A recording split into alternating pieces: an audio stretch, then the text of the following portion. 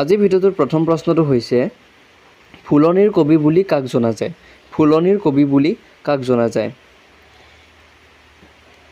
ইয়াৰ right এনচাৰটো হ'ব option খ পদ্মধৰ চলিহা।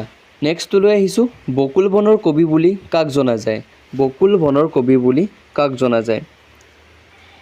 ইয়াৰ শুদ্ধ উত্তৰটো হ'ব অপশ্যন ক আনন্দ চন্দ্ৰ বৰুৱা। বন কোঁৱৰ বুলি কাক জনা যায়? বন কোঁৱৰ বুলি কাক জনা যায়?